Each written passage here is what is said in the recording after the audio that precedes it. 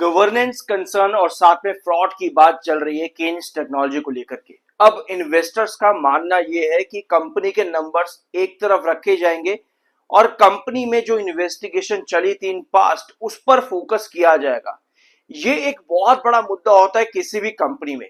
मैं इस पॉइंट पर अभी वापस आता हूं। लास्ट वीडियो हम लोगों ने लिया था 2 जून को केन्स टेक्नोलॉजी का, और वही आपका इंपॉर्टेंट रिजेक्शन 3400 रुपीज पे।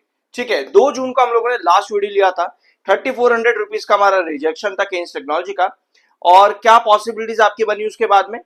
2 जून के बाद एक बार फिर से केन्स टेक्नोलॉजी लगभग 12 जून को आता है 3400 के प्राइस पर एक बार फिर से, और वहां से रिजेक्शन खा करके ड्रॉप कर जाता है। आज के सेशन में भी इनफैक्ट ऑलमोस्ट 3400 के प्राइस को स्टॉक ने टच किया, लगभग 3400 को, और आज एक बार फिर से सेलिंग, यानी कि ऑलमोस्ट एक ट्रिपल टॉप जैसी पोजीशन यहां पर क्रिएट कर ली है केन्स टेक्नोलॉजी ने।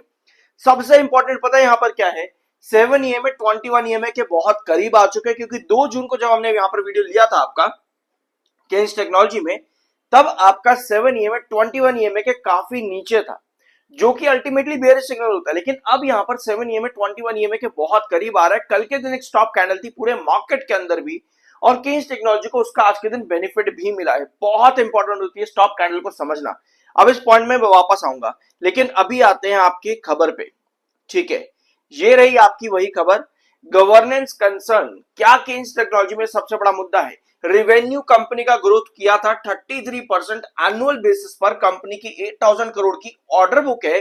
कंपनी अपने सेक्टर के अंदर बढ़िया काम भी कर रही थी, और इंडिया में पहली मैन्युफैक्चरिंग होने के साथ में कंपनी एक्सपोर्टर भी बनना चाह रही थी। लेकिन इस सब के बीच में 2025 अक्टूबर के महीने के अंदर जो कंपनी पे गाइडेंस रिवीजन, डिस्क्लोजर लैप्सेस और वीक कैश कन्वर्जन, और साथ में बढ़ता हुआ वर्किंग कैपिटल, ओवरस्टेज वर्किंग कैपिटल जो कंपनी का बना, ये सारे मुद्दे अब इन्वेस्टर यहां पर देख रहे हैं। और इन्वेस्टर का ध्यान इस समय कंपनी के रिवेन्यू ग्रोथ पर नहीं है। और डेफिनेटली किसी भी कंपनी पे जब आप लॉन्ग टर्म इन्वेस्ट करने जा रहे हो ना, तब आपका मेजर फोकस कहां पर होता है? कंपनी किस तरीके से ग्रोथ कर रही है। लेकिन इस समय कंपनी में जो चीजें चली अक्टूबर 2025 में, वहां पर इन्वेस्टर का सबसे ज्यादा फोकस है, जिसकी वजह से आपको इन्वेस्टर एक्टिविटी बहुत कम देखने को मिल रही है केन्स टेक्नोलॉजी के अंदर। और सिर्फ डे ट्रेंड के अंदर ट्रेड बढ़िया बना करके यहां पर ट्रेडर एग्जिट कर रहे हैं। इस समय की सिचुएशन ये है केन्स टेक्नोलॉजी की। और अगर आप लॉन्ग टर्म चार्ट पर देखोगे तो कंपनी ने इस समय बहुत बुरे रिटर्न्स दिए। अगर आपने हायर लेवल्स पर बाइंग कर रखी है तो इस समय आपका प्राइस जो है आधा हो चुका है, यानी कि आपका इन्वेस्टमेंट भी आधे से कम हो चुका है यहाँ पर केन्स टेक्नोलॉजी के अंदर। ठीक है, तो अब यहाँ पर क्या पोजीशन बन सकते हैं? ये सब चीजें तो हो गई। ये मुद्दे कंपनी के जल्दी हटने वाले नहीं है। वीक कैश कन्वर्जन और साथ में वर्किंग कैपिटल का over stretched financial year basis पर ही आपको नजर आएगा, यानी कि भैया आप क्या ये पूरा फाइनेंशियल ईयर 27 भी बिगड़ने वाला है केन्स टेक्नोलॉजी का? बहुत आसानी से यहाँ पर हाँ कहा जा सकता है, जो कि अच्छा साइन नजर नहीं आता।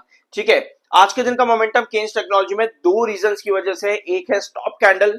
स्टॉप कैंडल आपको पता है फॉर्म कब होती है? जब आपके स्टॉक में लगातार गिरावट है, स्टॉप कैंडल बनती है, उसके बाद आपको ब्रेकआउट मिलता है, जैसा आज के दिन हुआ।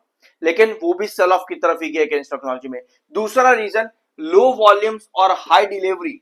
डिलीवरी जब भी आपकी वीकली मंथली बेसिस पर हाई जाने लगे, दैट मींस कि आपके पास एक मोमेंटम आने वाला है। तो कल के सेशन में वॉल्यूम काफी कम था, वीकली मंथली बेसिस पर वॉल्यूम आधा, बट डिलीवरी 37% की, जो कि वीकली मंथली बेसिस पर ज्यादा है। और उसका मोमेंटम आज के दिन केन्स टेक्नोलॉजी के अंदर मिला है। लगभग 3-4% के आसपास का स्टॉक में आज के दिन तेजी थी। और सेलर इस समय कितने हैं? 80,000 सेलर हैं, बायर हैं, और 1,77,000 सेलर हैं। टेक्निकली 51.9 पर आपका एमएफआई है, 45.4 पर आपका आरएसआई है। सब्सक्राइब कर देना अगर अभी तक नहीं किया है तो। I am NISM 7 certified. अब आते हैं आपकी केन्स टेक्नोलॉजी के चार्ट पे। ये है आपका डेली टाइम फ्रेम का चार्ट। 3400 यहां पर सबसे क्रूशियल रिजेक्शन है केन्स टेक्नोलॉजी का।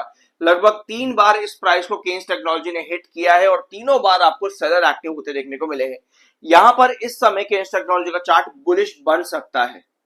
बुलिश बन सकता है केन्स टेक्नोलॉजी का चार्ट, स्पेशली तब जब आपको कल के सेशन, यानी कि आने वाला वीक, कल तो मार्केट बंद है, मंडे के दिन आपको वापस से अगर 3400 का प्राइस टच होता देखने को मिलता है, तो ये चार्ट यहां से बुलिश हो सकता है, जिस सिचुएशन पे आपको लगभग 3600 के आसपास का टारगेट देखने को मिले। लेकिन बहुत ध्यान से समझना इस चीज को, आज की जो कैंडल है ये प्रॉपर सेल ऑफ की तरफ जा रही है। कल के दिन की कैंडल एक स्टॉप कैंडल थी। जब भी स्टॉप कैंडल के बाद में इस तरह की कैंडल बनती है तब आपको ब्रेकआउट मिलना चाहिए रिजेक्शन के ऊपर, लेकिन आज ऐसा नहीं हो रहा है केन्स टेक्नोलॉजी में। केन्स टेक्नोलॉजी ने प्रॉपर सेल ऑफ की कैंडल दे दी है, जो कि कहीं ना कहीं इस पूरे चार्ट को बेरिश कर देती है। ध्यान से समझना है इस चीज को, इस पूरे चार्ट को, क्योंकि जो मोमेंटम ऊपर की तरफ यहां पर शिफ्ट हो रहा था ये पॉजिटिव मोमेंटम है कल की कैंडल को देखते हो, बट आज की कैंडल का पोजीशन उतना स्ट्रांग नहीं जा रहा है। तो अगर मंडे की दिन हमारे पास ये वाली कैंडल बनती है तभी हम यहाँ पर ऑप्टिमिस्टिक है ऊपर की तरफ ब्रेकआउट में, जहां पे 3600 का टारगेट दिखता है। लेकिन कोई भी कैंसलेशन ऑफ दिस डायगोनल, अगर हम यहाँ पे एक डायगोनल ड्रॉ करें, इसके नीचे कोई भी गिरावट आपके हाइयर पैटर्न जो यहाँ पर फॉर्म हो रहा है नीचे से, जो आपके बेसिस बढ़ने स्टार्ट हो चुके हैं, ये तोड़ती है इस डायगोनल को, तो आपका चार्ट यहाँ पर बेरिश है, यानी वहां पर लॉन्ग टर्म एंट्रीज अवॉइड करनी चाहिए। ये आपको अपने आप में चार्ट बता रहा है।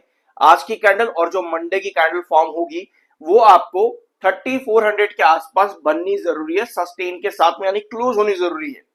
नहीं हो पाती है तो उस सिचुएशन पे आपका ये चार्ट बेरिश जा रहा है, जो कि डायगोनल को तोड़ देगा। उस सिचुएशन पे आपको लॉन्ग टर्म के लिए अभी एंट्री बिल्कुल अवॉइड करनी चाहिए केन्स टेक्नोलॉजी में। बाकी आपका अपना ओपिनियन है। ऑलराइट, अब आते हैं कंपनी के नंबर्स पे। हमने वीडियो की शुरुआत करी गवर्नेंस इश्यू से, ठीक है। ये सबसे बड़ा मुद्दा केन्स टेक्नोलॉजी में उठा अक्टूबर 2025 से, लेकिन हमने साथ में डिस्कस ये भी किया कि 33% रिवेन्यू ग्रोथ कंपनी ने दिया आपके मार्च क्वार्टर में, इनफैक्ट फाइनेंशियल ईयर 26 के अंदर।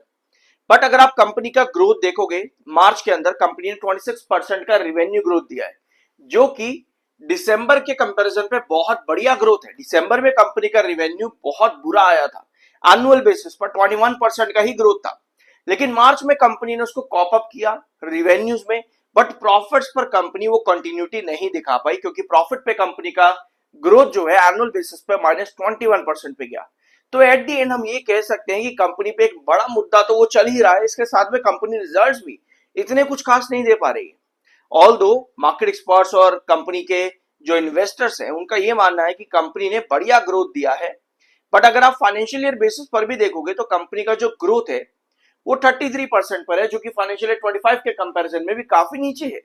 यानी कंपनी यहां पर परफॉर्म नहीं कर पाई है अच्छा, जिसके इंपैक्ट कंपनी के शेयर पर मिल रहा है ना लॉन्ग टर्म बेरिश। और अगर आप प्रॉफिट ग्रोथ भी देखोगे फाइनेंशियल ईयर 26 में तो 28% का है, जो कि 25 में 58% का था, यानी कि यहां पर कंपनी काम अपने आप में भी बुरा कर रही है।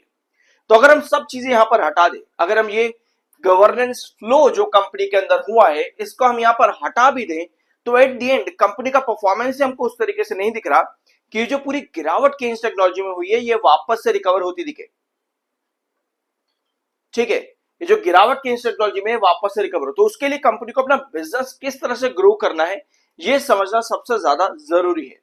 यानी कि आने वाले क्वार्टर जब कंपनी देने वाली है अपना, जैसे जून का क्वार्टर कंपनी अभी देगी, तो वहां पर 26% के ऊपर का रिवेन्यू ग्रोथ चाहिए और -21% के ऊपर का प्रॉफिट ग्रोथ चाहिए। यानी कि कंपनी का प्रॉफिट ग्रोथ जो है वो 0 या +1 के ऊपर भी अगर आता है तो भी कंपनी के लिए बहुत बढ़िया होगा। बट ये कंपनी को ये चीजें करनी पड़ेंगी, तब हम कह सकते हैं कि केन्स टेक्नोलॉजी में गवर्नेंस फ्लो के अपोजिट कंपनी का रिवेन्यू अब इन्वेस्टर्स वापस आकर के देखेंगे, क्योंकि ग्रोथ कंपनी का वहां पर बढ़ेगा। लेकिन उसके लिए कंपनी को 26% का ग्रोथ चाहिए होगा 673 करोड़ के अंदर।